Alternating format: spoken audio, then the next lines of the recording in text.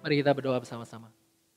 Ya Bapa, kami datang kepadamu pada pagi hari ini, mengucap syukur karena Engkau Allah yang terus berbicara kepada kami, berfirman kepada kami. Dan firman-Mu adalah firman yang hidup. Firman yang bekerja dalam hati kami. Karena itu kami datang ya Bapa, minta agar pekerjaan ini nyata. Agar Roh Kudus benar-benar melakukan pekerjaannya dalam hati kami. Mengubah kami, menuntun kami supaya kami bisa terus berjalan di dalam jalan Kristus. Kuatkan iman kami ya Bapa. Tantang kami. Koreksi kami di mana kami perlu dikoreksi. Tegur kami. Tapi lebih lagi ya Bapa, bangun kami, dorong kami. Agar kami terus makin lebih lagi mengasihi-Mu. Mengasihi gereja-Mu dan hidup untuk-Mu saja. Dalam nama Tuhan Yesus kami berdoa dan kami meminta semua ini. Amin.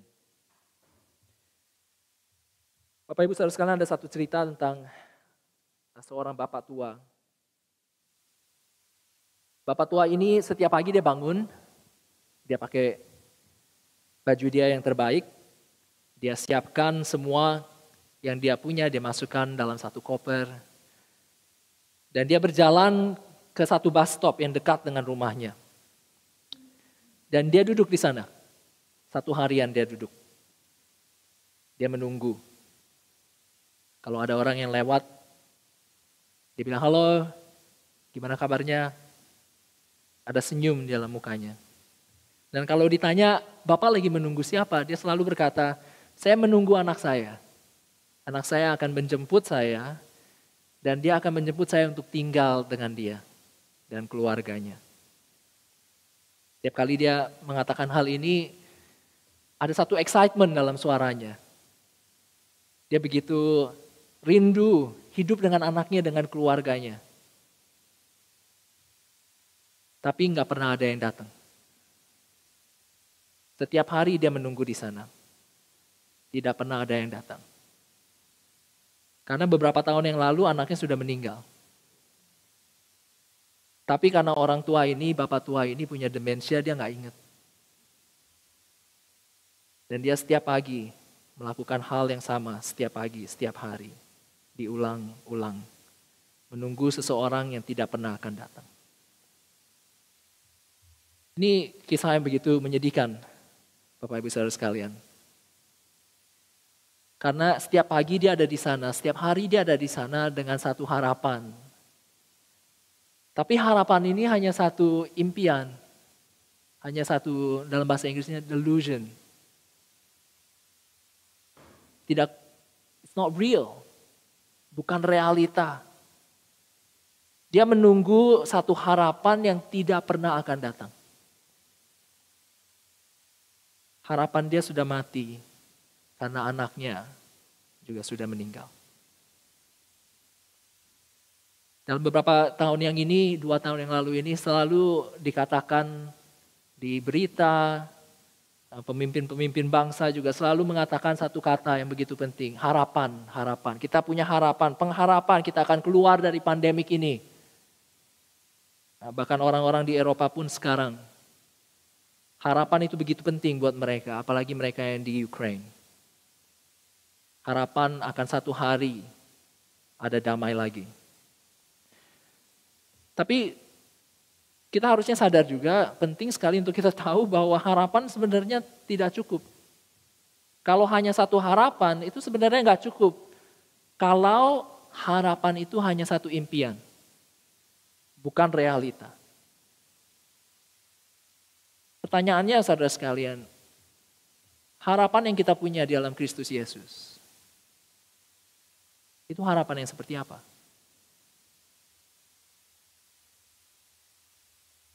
Semua yang kita lakukan untuk Kristus karena kita mengharapkan sesuatu.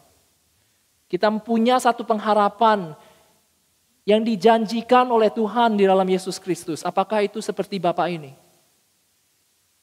Hanya satu impian. Tidak akan pernah dipenuhi. Bapak Ibu saudara sekalian, dalam bagian Alkitab kita hari ini, dan dalam minggu yang lalu juga kita akan bahas satu bagian terakhir yang sedikit dari bagian Alkitab yang minggu lalu. Karena penting sekali kita untuk mengerti bahwa Orang-orang yang dewasa di dalam rohani mereka, mereka adalah orang-orang yang terus memegang kepada pengharapan yang mereka punya dalam Yesus Kristus. Itu salah satu tandanya kalau bahwa mereka itu adalah satu orang yang rohani dewasa. Karena terbaliknya, mereka yang tidak dewasa, mereka yang seperti bayi, penulis kitab Ibrani berkata, mereka yang seperti bayi itu tidak memegang pengharapan mereka. Mereka tidak yakin akan pengharapan mereka. Mereka seperti ini, seperti balon orang ini. Bapak Ibu sering lihat kan ya, di jalan, kalau ketiup angin ke kiri, dia ke kiri. Kalau ketiup angin ke kanan, dia ke kanan. Gak yakin kalau Yesus Kristus adalah benar-benar pengharapan mereka. Mereka gampang diombang-ambingkan. Tetapi secara kontras, Bapak Ibu Saudara sekalian, orang-orang yang dewasa rohani itu berbeda. Kita lihat saudara sekalian di pasal 6 yang ke ayat yang ke-10. Mereka adalah orang-orang yang rajin bekerja, menunjukkan kesungguhan. Di ayat ke-11 berkata, mereka tidak lamban, itu artinya mereka tidak malas. Mereka menunjukkan kesungguhan untuk apa? Mereka tidak lamban melakukan hal-hal seperti apa? Jawabannya juga ada di sini Bapak Saudara sekalian. Ayat yang ke-10 berkata, mereka lakukan pekerjaan dan kasih yang mereka tunjukkan kepada Tuhan. Sebagai contoh, secara contoh praktisnya adalah mereka melayani orang-orang kudus. Itu yang mereka lakukan. Orang-orang yang dewasa iman, mereka terus bekerja keras. Menunjukkan kesungguhan, tidak lamban, tidak malas, melakukan pekerjaan Tuhan, mengasihi orang-orang Tuhan. Ini konteksnya penting sekali, kita perlu ingat bahwa orang-orang Ibrani itu mereka orang-orang yang dianiaya. Sudah ada beberapa orang yang dipenjara karena iman mereka. Sudah ada beberapa orang yang kehilangan properti, rumahnya diambil, barangnya diambil. Dan di sana, gereja yang ada di sana, mereka saling membantu. Mereka saling mengasihi. Dan penulis kitab Ibrani berkata kepada mereka, terus lakukan itu. Itulah tandanya bahwa engkau orang yang dewasa rohani. Karena engkau bekerja keras mengasihi Tuhan dengan mengasihi gerejanya. Tapi kenapa mereka lakukan hal ini? Kenapa mereka bisa terus bersungguh-sungguh? Karena mereka memegang teguh pengharapan mereka. Mereka bekerja keras, bekerja untuk Tuhan, mengasihi orang-orang kudus. Kenapa? Karena mereka memegang teguh pengharapan mereka. Karena mereka yakin akan pengharapan yang mereka punya yang dijanjikan oleh Tuhan. Itu tandanya seorang yang dewasa rohani, saudara sekalian. Secara kontras, orang yang tidak dewasa, mereka diombang-ambingkan. Kalau ada tantangan, mereka akan give up. Tetapi orang yang dewasa, mereka terus memegang Kristus Yesus dan pengharapan yang mereka punya dalam Kristus Yesus. Apapun kondisi, apapun situasi, apapun tantangan yang datang. Karena mereka tahu pengharapan ini akan datang, janji Tuhan akan dipenuhi. Orang yang dewasa rohani secara konklusi saudara sekalian adalah mereka yang bekerja keras untuk Tuhan, mengasihi orang-orang kudus. Karena mereka yakin, karena mereka memegang teguh pengharapan mereka. Beberapa hari yang lalu saya ikut satu training untuk hamba-hamba Tuhan, untuk para pendeta. Dan dalam training ini saya diingatkan sekali lagi bahwa walaupun kami orang-orang yang harusnya ya, orang-orang pendeta, hamba-hamba Tuhan, harusnya kami yang paling dewasa rohaninya. Tapi di training ini waktu kita bicara, kami saling berbicara, kami saling berdiskusi, jelas sekali bahwa walaupun di antara orang-orang yang dewasa, termasuk saya, termasuk mungkin Bapak Ibu,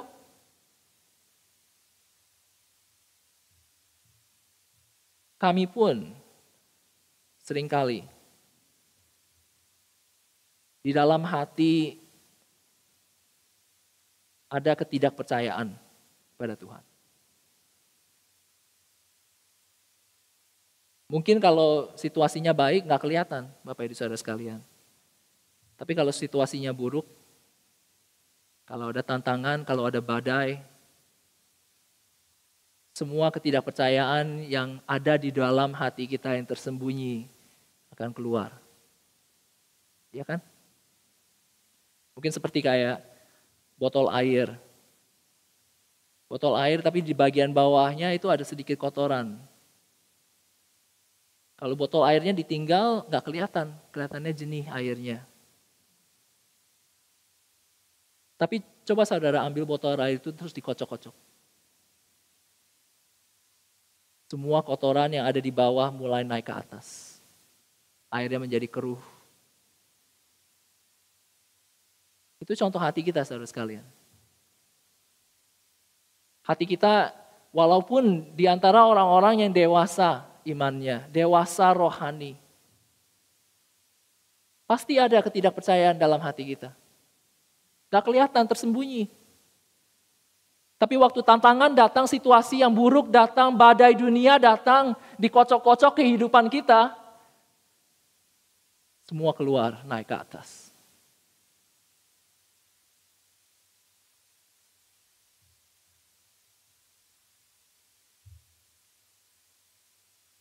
Apa yang Tuhan lakukan dalam situasi ini?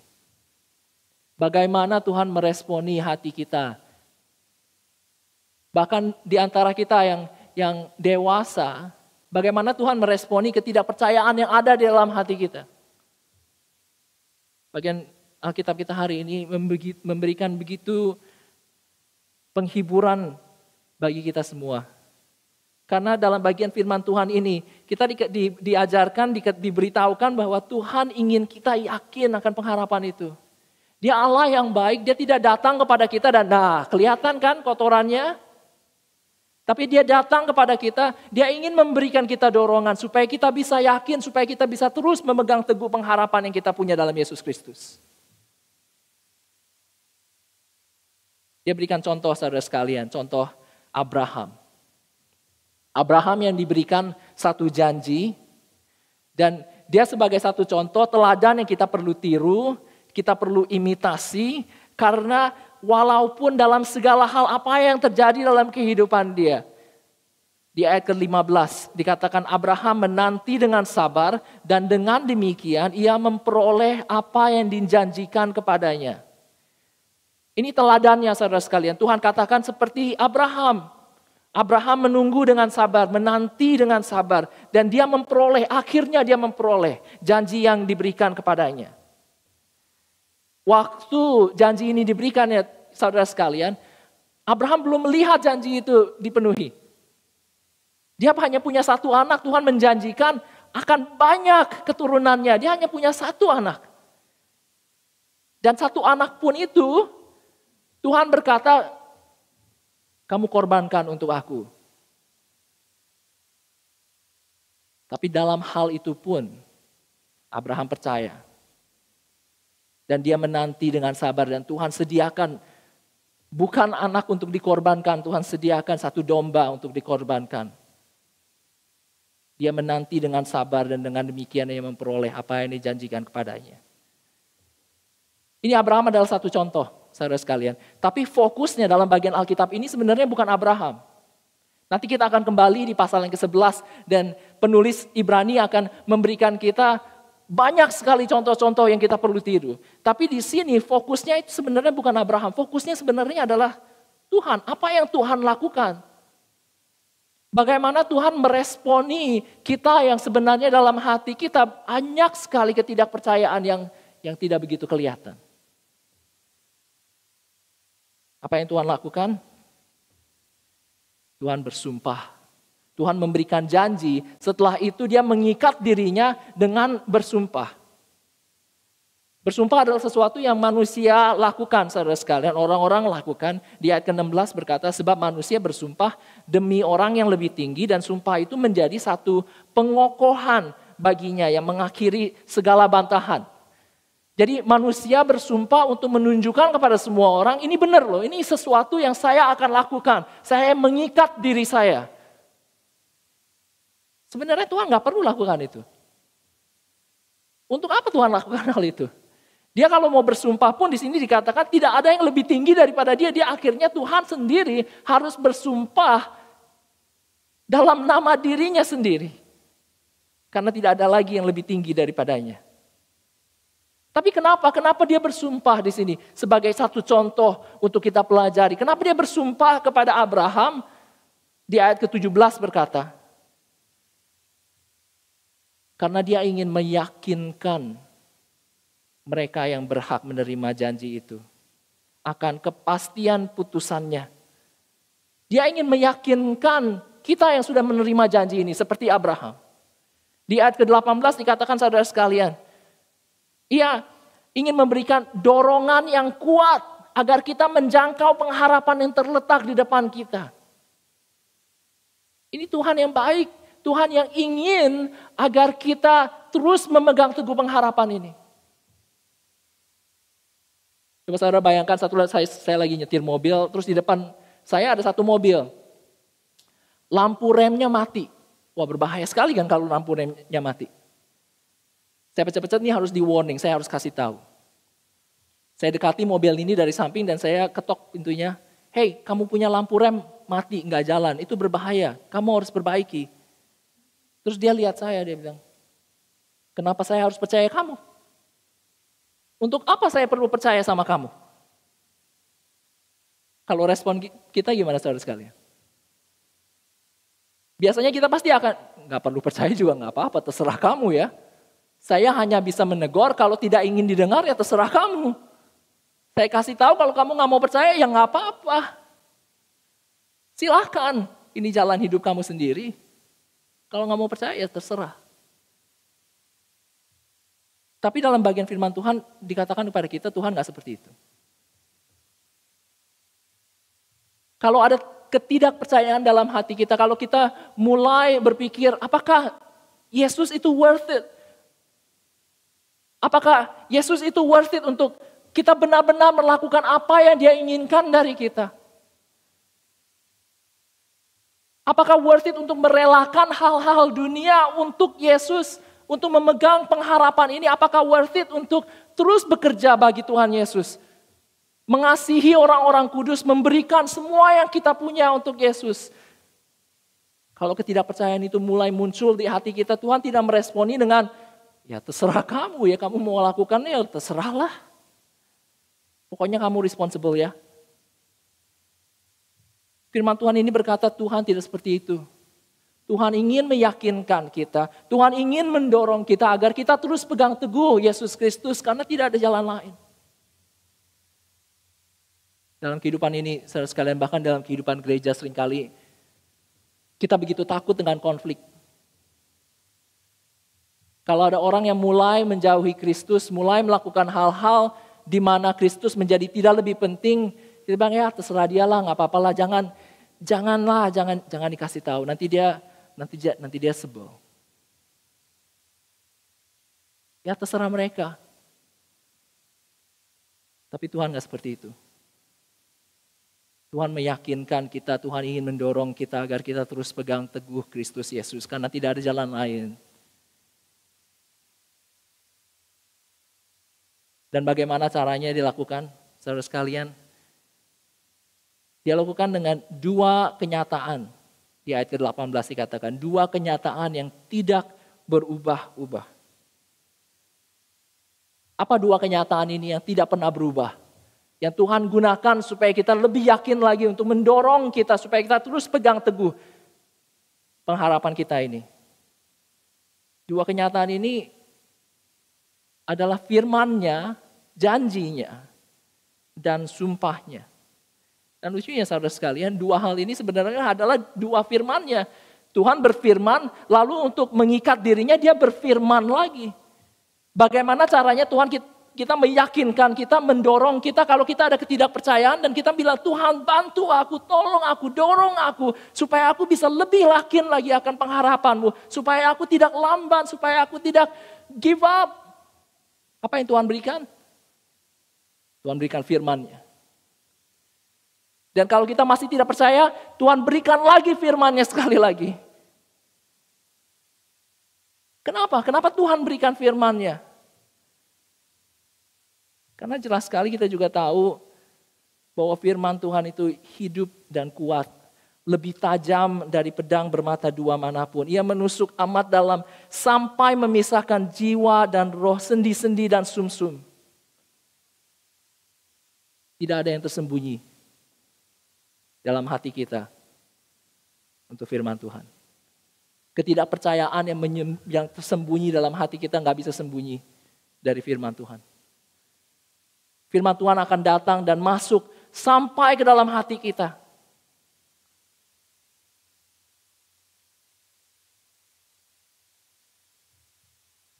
Saudara sekalian, ini mengajarkan kepada kita betapa pentingnya kita membuka firman Tuhan. Betapa pentingnya kita setiap hari, setiap minggu, setiap saat datang kepada firman Tuhan. Karena itulah caranya Tuhan berbicara kepada kita. Itulah caranya Tuhan meyakinkan kita. Bagi kita yang mungkin makin lama makin tidak yakin, makin lama makin ragu. Apakah ini benar-benar sesuatu yang kita bisa harapkan? Apakah melayani Yesus, memberikan semuanya untuk Yesus, melakukan apa yang Tuhan Yesus katakan adalah baik dan benar? Apakah itu semuanya worth it? Kalau kita mulai bertanya-tanya, yang bisa membantu kita hanyalah firman-Nya. Dan kalau kita tidak pernah membuka Alkitab, kalau kita tidak pernah membaca sendiri, kalau kita tidak pelajari dengan teliti, kalau kita tidak ikut dalam kelompok hidup membuka firman Tuhan bersama, kalau kita tidak datang setiap minggu mendengar firman Tuhan dengan baik, mendengar karena Tuhan berbicara kepada kita. Saya nggak heran saudara sekalian, kalau makin lama kita menjadi tidak percaya. Karena yang meyakinkan kita adalah firman-Nya.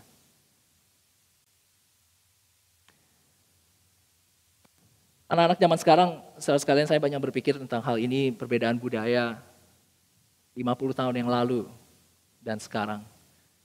Dan saya juga mungkin masih termasuk dengan orang-anak yang zaman sekarang ini, orang-orang yang lebih muda, karena saya membandingkan perbedaan antara saya dengan orang tua saya. Kehidupan mereka itu nggak mudah. Mereka lahir masih di zaman di mana ada peperangan. Orang tua mereka bukan orang yang mampu, harus bekerja keras setiap hari.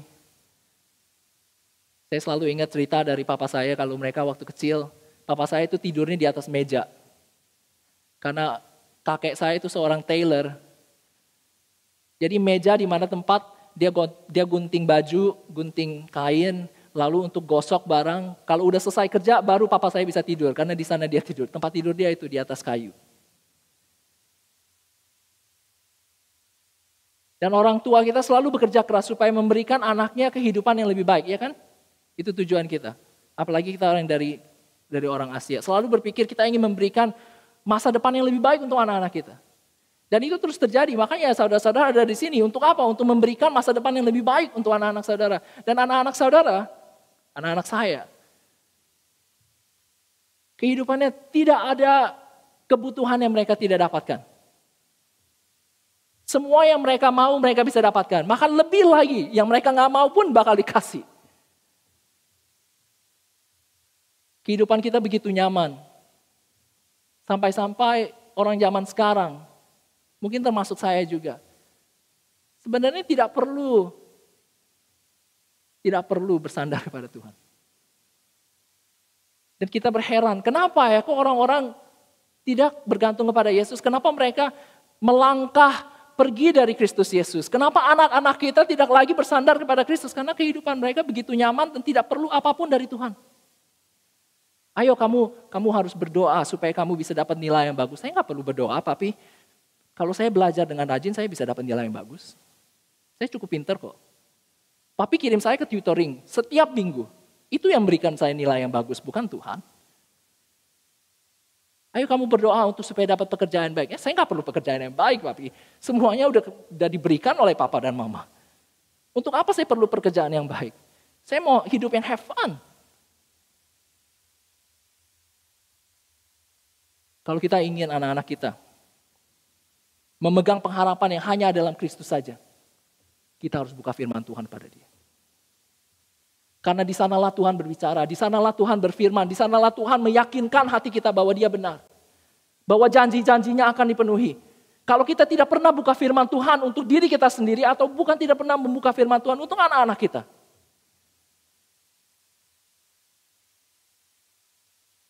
Keyakinan dan dorongan yang Tuhan ingin berikan mereka tidak akan pernah dapatkan. Dan ini pengharapan yang penting sekali saudara sekalian, karena ini pengharapan yang adalah jangkar jiwa kita. Pengharapan yang tidak pernah akan disappoint. Jangkar yang kuat dan aman. Dan ini adalah pengharapan yang masuk ke tempat di mana Tuhan berada. Di belakang tabir. Satu hari hidup di dunia akan berakhir. Dan inilah satu-satunya pengharapan yang bisa membawa kita pada Tuhan. Pegang teguh pengharapan ini, Bapak Ibu Saudara sekalian. Buka firman Tuhan. Ajarkan kepada anak-anak kita. Karena dengan firman-Nya, itulah caranya Tuhan meyakinkan, mendorong kita, menghapus ketidakpercayaan yang bersembunyi di dalam hati kita. Ada ketidakpercayaan yang bersembunyi di hati saya. Ada ketidakpercayaan yang bersembunyi di hati saudara. Ada ketidakpercayaan yang bersembunyi di hati anak-anak saudara. Buka firman Tuhan. Itulah cara Tuhan untuk meyakinkan kita. Mari kita berdoa bersama.